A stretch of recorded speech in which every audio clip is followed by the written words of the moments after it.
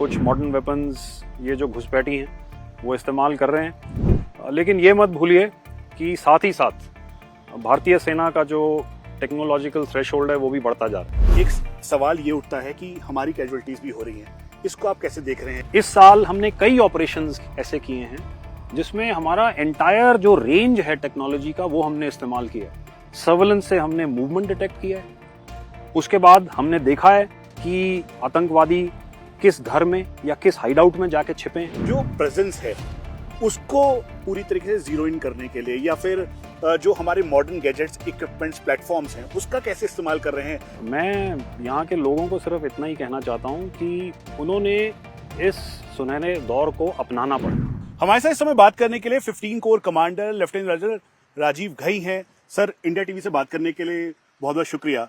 इस समय की सिचुएशन को देखते हुए, खासतौर पे कश्मीर में इलेक्शन हुए हैं, अब सरकार बनेगी, लेकिन सबकी नजर आपके ऊपर थी क्योंकि यहाँ पर सिचुएशन को संभालना, चाहे वो टेररिस्ट हो या फिर इन्फिल्ट्रेशन हो, बहुत जरूरी था। कैसे किया आपने ये और कितना बड़ा चैलेंज था जिसको ये पूरा ओवरकम किया आपने? मनीष, सबसे पहले धन्यवाद, आपने समय निकालकर मेरे से बात करी। आपके सवाल पे आता हूँ। जो सुरक्षा स्थिति है यहाँ पे वो फिलहाल सामान्य है, और अगर हम सारे वायलेंस पैरामीटर्स को देखें जिसके बेसिस पर इस सुरक्षा स्थिति का विवरण होता है आमतौर पर, तो वो पैरामीटर्स भी काफ़ी समय से नॉर्मल रहे हैं।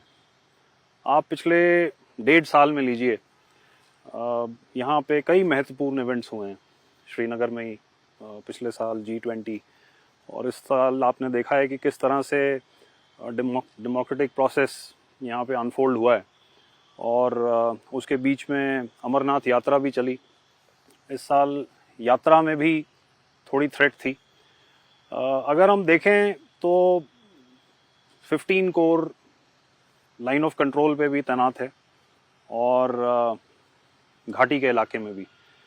तो ये सारी सिचुएशन को सामान्य बना के रखने के लिए हमने लगातार ऑपरेशंस किए हैं, लाइन ऑफ कंट्रोल पर भी, जहाँ पर हमने घुसपैठ को कंट्रोल करके रखा है, और यहाँ पर भी जैसे जैसे इंटेलिजेंस एजेंसीज से हमें खबर आती रही, हमने काफ़ी ऑपरेशंस को यहाँ पे अंजाम दिया है, जिसकी वजह से जो टेरर इकोसिस्टम और नेटवर्क है उसको काफ़ी ठेस पहुँची है।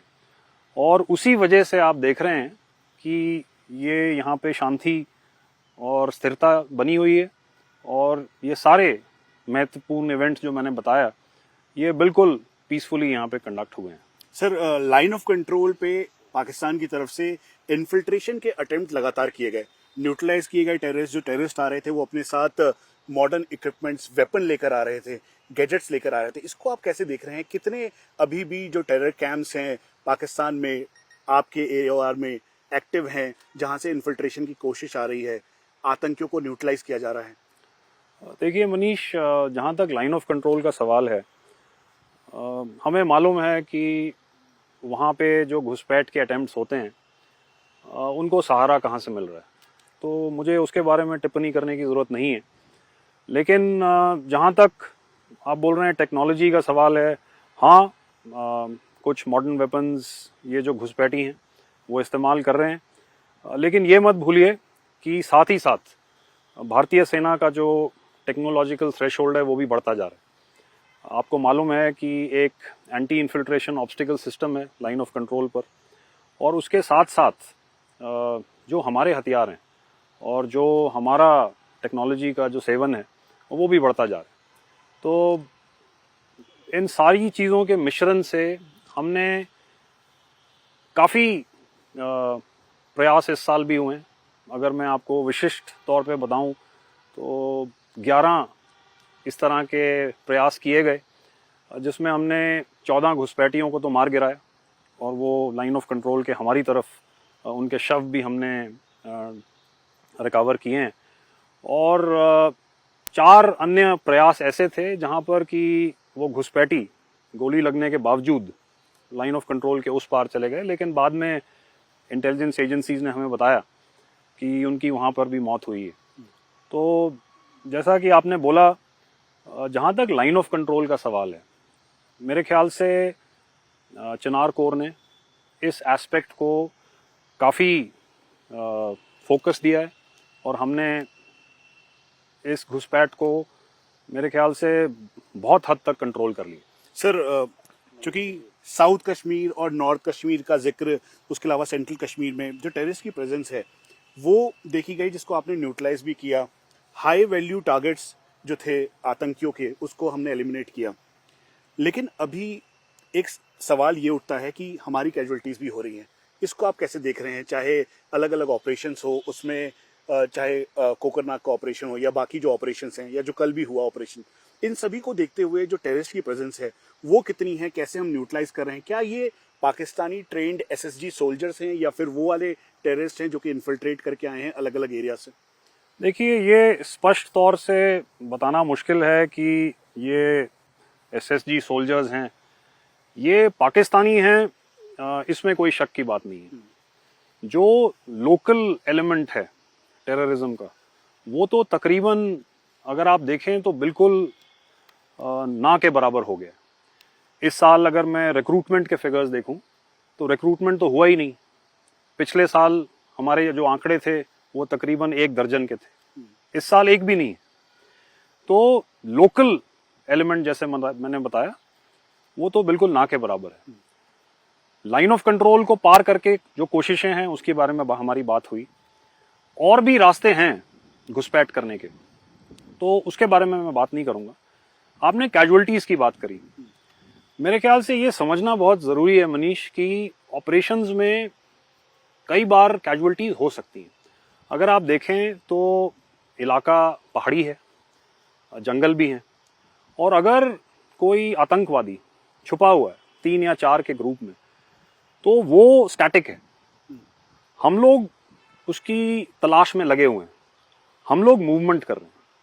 तो इनिशियल जब कांटेक्ट होता है तो उसमें हमने देखा है कई बार कि हमारे जवानों को गोली लग जाती है, हमारे ऑफिसर्स को भी लगी है। मेरे ख्याल से अगर आप उसको पॉजिटिव तरीके से देखें तो हमारे officers they have always led from the front, तो हमेशा वो आगे होते हैं। तो कई बार सवाल उठता है कि ऑफिसर्स की कैजुअलिटीज हो रही है, लेकिन हमारे जो यंग ऑफिसर्स हैं they lead from the front, इसीलिए उनको गोली छाती पे लगती। तो कैजुअलिटीज कम करने के लिए जो कोशिश है वो हमेशा जारी रहती है, उसमें कोई शक की बात नहीं। कैजुअलिटीज किसी को पसंद नहीं, उससे हमारे हौसले पे थोड़ी देर के लिए ठेस पहुंचती है, लेकिन हमेशा हम जो सैक्रिफाइस होती है हमारे ऑफिसर्स, जेसीओज और जवानों की, उससे इंस्पायर होके फिर से आगे बढ़ते हैं। तो जो नंबर्स की आप बात कर रहे हो, अब वो ऑल टाइम लो पर हैं, 100 के भी नीचे अब नंबर्स हो गए। हाँ, अगर आप जम्मू के रीजन की बात करें तो इस साल वहां पे शायद नंबर्स थोड़े बढ़े, लेकिन मुझे पूरी कॉन्फिडेंस है कि वहां पर भी आप बहुत सक्सेसफुल ऑपरेशंस देखेंगे और आप देखेंगे कि ये नंबर्स अभी कम होने शुरू हो जाएंगे। सर, ऑपरेशंस जो हुए उसमें मैंने खुद भी देखा कि आप ऑन ग्राउंड थे, आप लगातार बात कर रहे थे। कई ऐसे ऑपरेशंस हैं जहां पर जिस समय ऑपरेशन हुआ उस दौरान ही आप पहुंचे। ये एक तालमेल तो बताता ही है कमांडर और टाइगर और साथ में जो ऑन ग्राउंड ट्रूप्स हैं, लेकिन जो प्रेजेंस है उसको पूरी तरीके से जीरो इन करने के लिए या फिर जो हमारे मॉडर्न गैजेट्स, इक्विपमेंट्स, प्लेटफॉर्म्स हैं उसका कैसे इस्तेमाल कर रहे हैं, किस तरह से हम और अपने ट्रूप्स को इक्विप्ड कर रहे हैं ताकि जो थ्रेट है, थ्रेट असेसमेंट है या फिर आतंकियों को न्यूट्रलाइज करने के लिए हम पुरजोर तरीके से एक्शन कर सकें? आपको मालूम है मनीष कि इस साल हिंदुस्तान की फौज का ईयर ऑफ टेक्नोलॉजी अब्सॉर्प्शन का साल 2024 के शुरू में ही हमने डिक्लेयर किया था। हम टेक्नोलॉजी का पूरा इस्तेमाल कर, शुरू से ही जब हमें खबर मिलती है तो हमारी आईज इन द स्काई बिल्कुल ऑपरेशनल हो जाती हैं। तो उस एरिया को अप्रोच करने से पहले भी हम पूरी कोशिश करते हैं कि हमें पहले से ही पता चल जाए कि वहां पर क्या हरकत और एक्टिविटी हो रही है। लेकिन सोचने वाली बात यह है कि टेक्नोलॉजी को भी कुछ कंस्ट्रेंट्स हैं। यहाँ पे आपने टेरेन देखा, वेजिटेशन देखा, मौसम आप देखिए, तो कई बार ऐसा होता है कि हमारी टेक्नोलॉजी जो है, हमारी सर्विलेंस थोड़े पीरियड्स के लिए वो रिस्ट्रिक्ट हो जाती है। और हो सकता है कि हम उस एरिया में थोड़ी कम ऑब्जर्वेशन और इंटेलिजेंस के साथ हम उस एरिया में पहुंचे। तो जहां तक पूरा जो उसका मैट्रिक्स है उसको फुली एक्सप्लॉइट करने की कोशिश हमारी पूरी है। इस साल हमने कई ऑपरेशंस ऐसे किए हैं जिसमें हमारा एंटायर जो रेंज है टेक्नोलॉजी का वो हमने इस्तेमाल किया है। सर्वेलेंस से हमने मूवमेंट डिटेक्ट किया है, उसके बाद हमने देखा है कि आतंकवादी किस घर में या किस हाइडआउट में जाके छिपे हैं। उस हाइडआउट को डिटेक्ट करने के लिए या उनकी प्रेजेंस किसी मकान में या किसी ढोक में पहाड़ों में डिटेक्ट करने के लिए हमने क्वाडकॉप्टर्स का इस्तेमाल किया है। और फिर जो हमारे पास पूरा हमारा रेंज ऑफ वेपनरी है उसको इस्तेमाल किया है, उसको उनको न्यूट्रलाइज करने के लिए।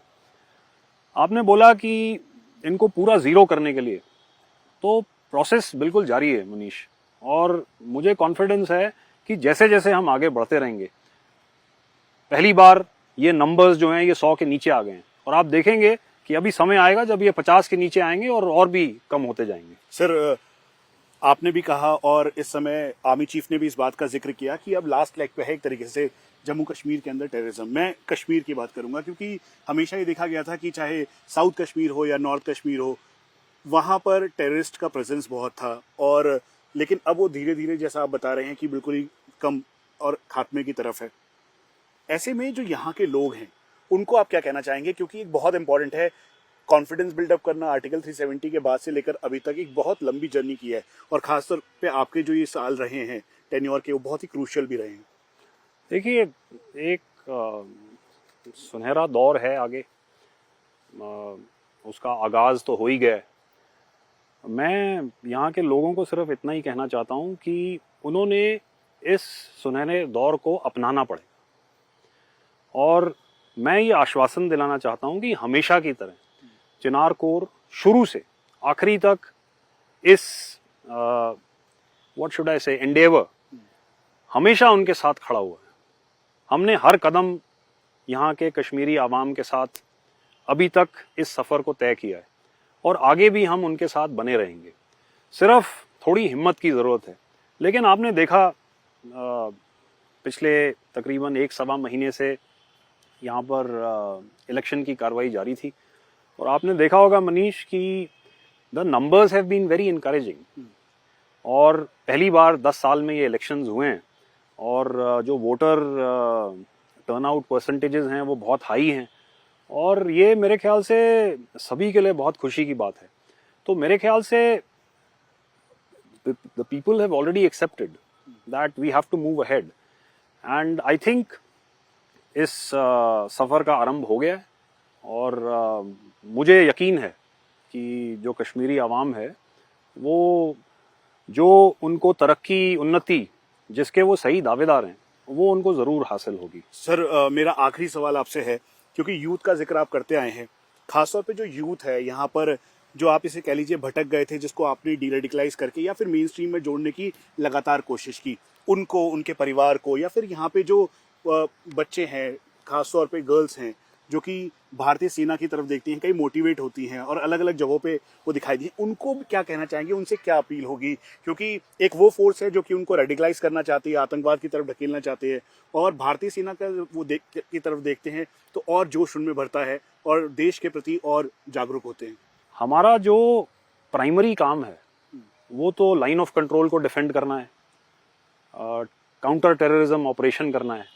लेकिन कभी भी हमने इस चीज़ को नज़रअंदाज नहीं होने दिया कि हमारा कश्मीरी आवाम के साथ एक कनेक्ट है, और कुछ पहलू हैं जिस पे हमने फोकस किया है कई सालों से।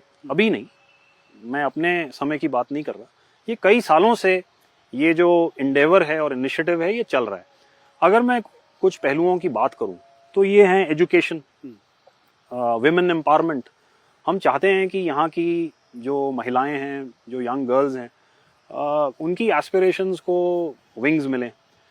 तो हमारी कोशिश पूरी ये रहती है। अगर आप एजुकेशन की बात करें, पूरी घाटी में 28 आर्मी गुडविल स्कूल्स फैले हुए हैं, और जो यंग जनरेशन है, जो द नेक्स्ट जनरेशन है, ये हमारे स्कूल्स एक जरिया हैं जिसके थ्रू हम उनकी पर्सनालिटीज को नर्चर कर सकते हैं और शेप कर सकते हैं। तो हम एक रोल मॉडल के तौर पर उनके सामने आना चाहते हैं।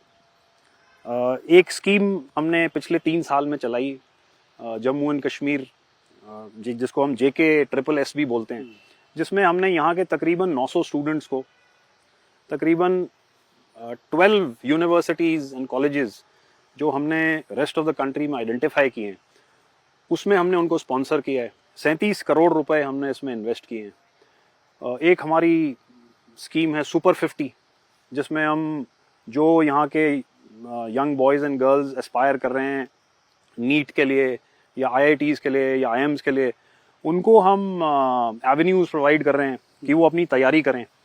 तो education, women empowerment, youth, sports और यहाँ की संस्कृति को प्रमोट करना। अगर आप देखें तो अगर आप उरी की तरफ गए हैं तो वहाँ पे एक फेमस बुनियार टेम्पल है, वहाँ पे हमने एक लाइट एंड साउंड शो अभी इनॉग्रेट किया है। आपने पढ़ा होगा बारामूला में कुछ हफ्ते पहले तकरीबन 10,000 school girls and young women, उन्होंने इकट्ठे एक डांस करके एक वर्ल्ड रिकॉर्ड क्रिएट करा। तो हमारी पूरी ये कोशिश रहती है कि यहाँ की रिच ट्रेडिशंस और जो संस्कृति है उसको हम प्रमोट करें, और ये खासकर जो मैंने पहलू मेंशन किए, इसके थ्रू हम आवाम के साथ अपना कनेक्ट बना के रखें। थैंक यू सर, आपने हमसे बात की और समय दिया। Thank you very much. Wish you all the best. Thank you Manish. Sir, thank you sir.